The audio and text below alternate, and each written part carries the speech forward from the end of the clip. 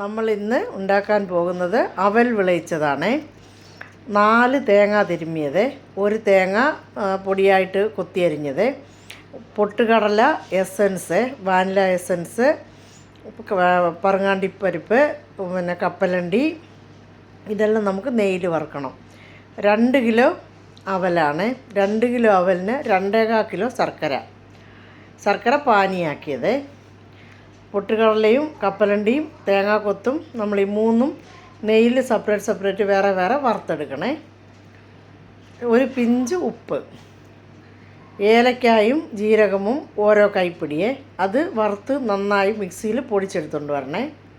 അപ്പോൾ നമുക്ക് ഉണ്ടാക്കാൻ തുടങ്ങാം. ശർക്കര നമുക്ക് പാനിയാക്കണേ.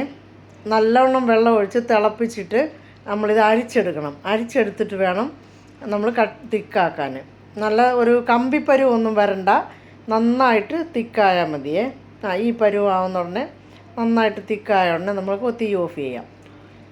ഓഫ് ചെയ്തിട്ട് നമ്മൾ അടുപ്പിൽ ഉരുളി വെച്ച് തേങ്ങ നമുക്ക് വറുത്തെടുക്കാം.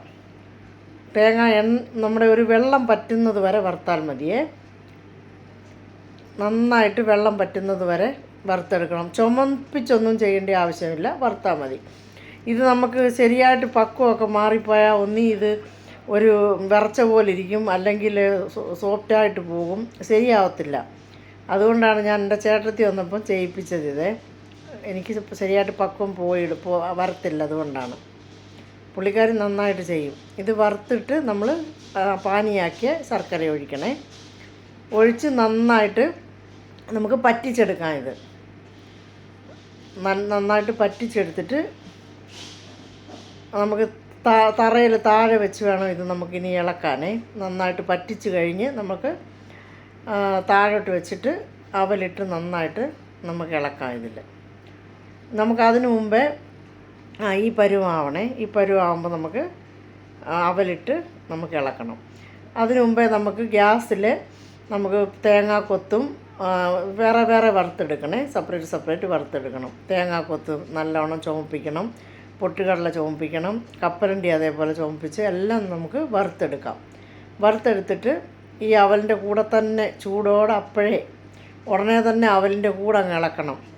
അവലും ശർക്കരയും 1 പിഞ്ച് ഉപ്പും വാനില എസൻസ്, കറിവേപ്പില ഒരു 2-3 കൈപ്പിടി കറിവേപ്പില നെയ്യിൽ വറുത്ത് ഇതെല്ലാം ഇട്ട് നമുക്ക് എളുപ്പം പെട്ടെന്ന് അങ്ങ് ഇളക്കണേ.